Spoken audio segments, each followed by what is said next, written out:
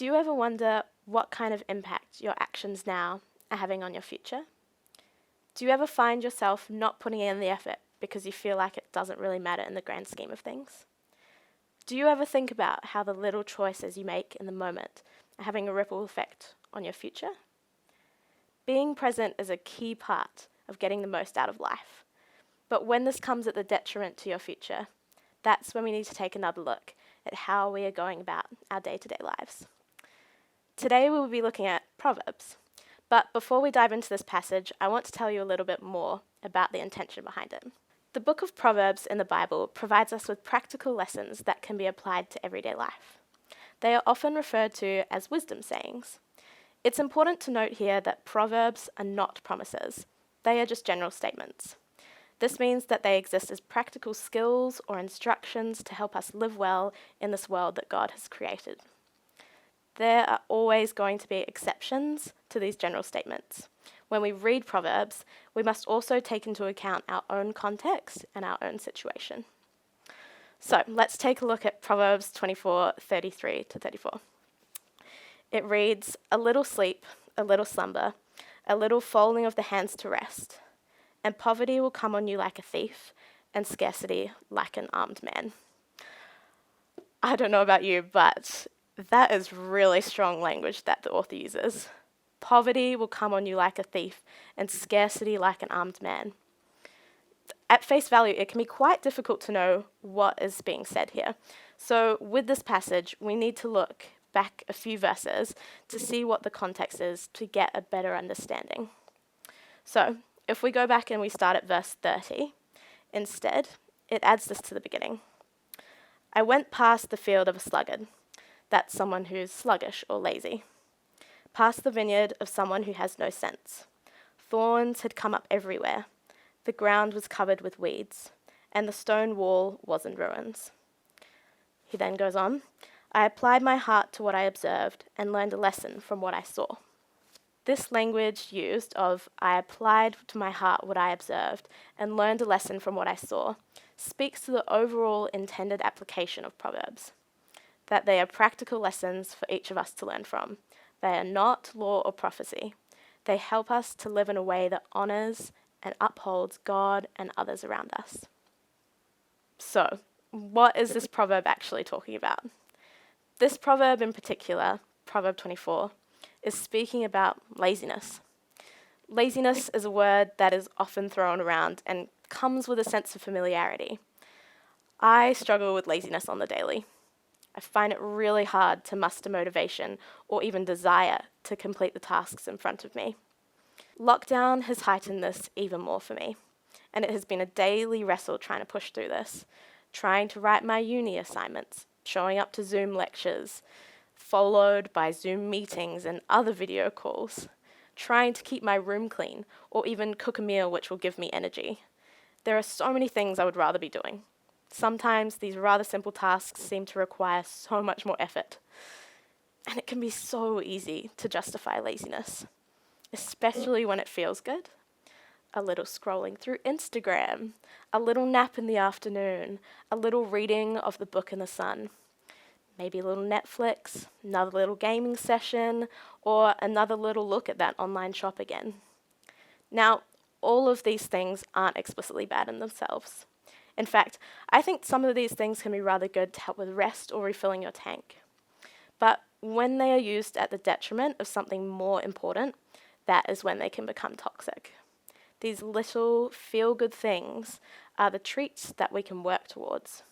But in the meantime, we must put in the mahi. Do the mahi, get the treats. This is a saying that is used in my circle of friends.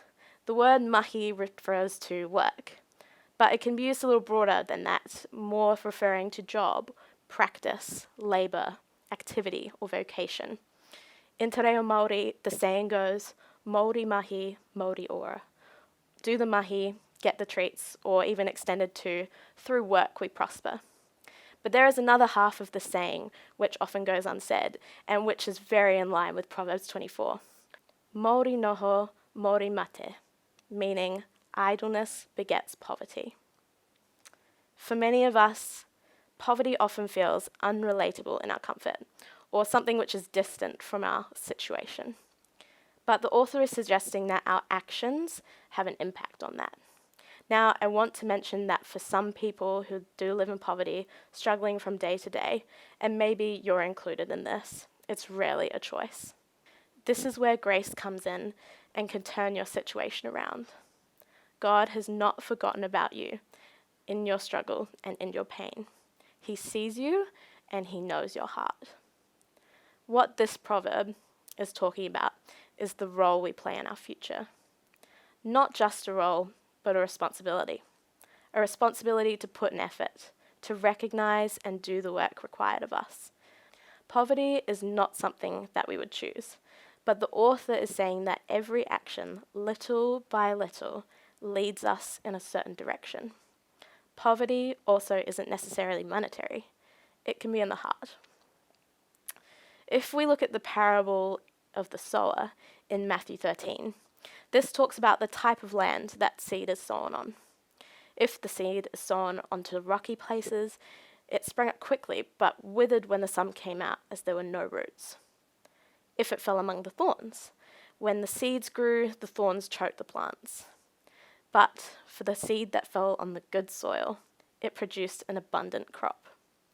The ground in this parable talks about the state of our heart. We must go back to the soil and to the root. That is where the care must start. The focus needs to be on our heart now, not just the desired outcome we have for the future. If we're not putting effort into our work, into what we're doing, if our actions are filled with laziness, then bit by bit, we are heading in the direction of poverty and scarcity. No one goes about pursuing poverty, but it's the little decisions along the way that can lead us there. One of the questions you might be asking is, why do I have to do the mahi, the work? Why does the work actually matter? Can't I just have the treats now? I think often we get stuck here. We can overlook the value that is placed on work, even though it's something we spend a lot of time doing. Genesis 2:15, very start of the Bible, says, "The Lord God took the man and put him in the Garden of Eden to work it and take care of it." Just before this in Genesis 1, God blesses mankind, male and female, and says to be fruitful and increase in number, fill the earth and subdue it. Work existed before the fall. It existed in the Garden of Eden. Work is something that is blessed by God. It is a good thing, and work is something we are called to do. If we go back to Proverbs 24, the workplace which is used as an example in this proverb is a vineyard. Often when we think of vineyards, the first thing to spring to mind is wine. Vineyards with grapes produce the end product of wine, which we get to enjoy. But even though this is the first thing we think of, there is so much mahi, so much work that goes on behind the scenes to get to that end goal.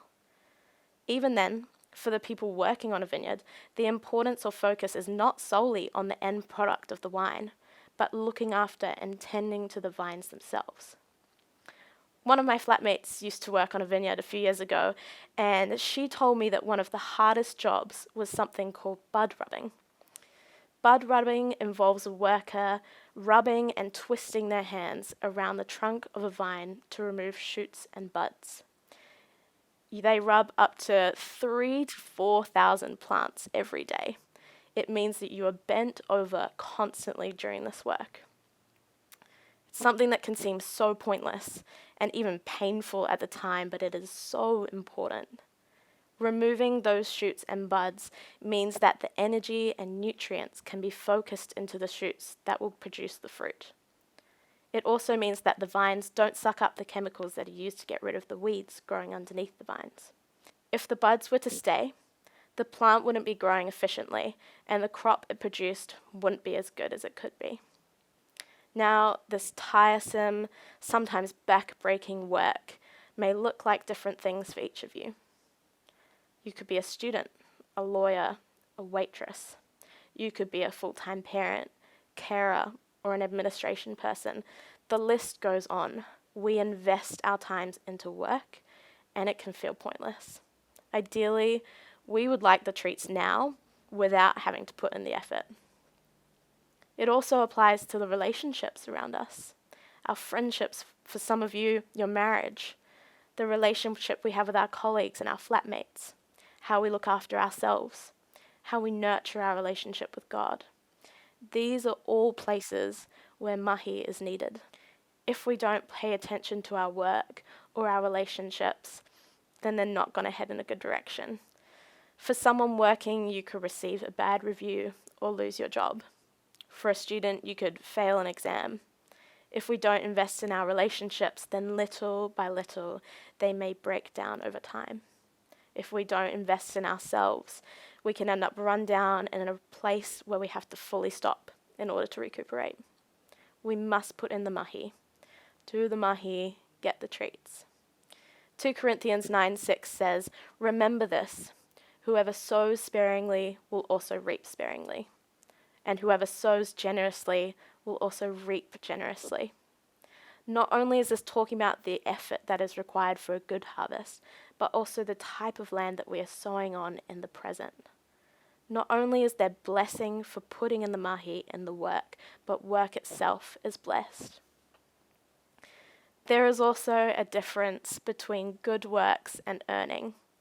If we apply this proverb, Proverbs 24, to our lives, considering our own context, it's talking about good works. The author is not talking about earning our faith or our blessings.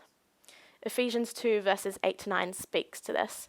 "For it is by grace that you have been saved, through faith, and this is not from yourselves.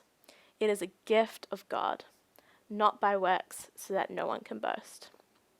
So, what about the treats? These are the blessings which are to come. This may look like a healthy workplace culture or a promotion. As a student, you might top your class or get that placement that you've been dreaming of. Your relationships will be full of life and love. Your relationship with God will gain depth and intimacy. These are all beautiful things, but we can't split this off from the mahi. Do the mahi, get the treats. There are two parts to the saying, and neither can be ignored. So how can you delight in work, in marriage, in friendship? Fortunately, we don't have to rely on our own strength. Philippians 4:13 says, "I can do all things through him who strengthens me." When we run into situations where it feels like it requires so much effort, where we really want to take the easy way out, just a little detour this time round, we need to turn to God. Not only does he help to strengthen and sustain us, but he can also help us to see the bigger picture.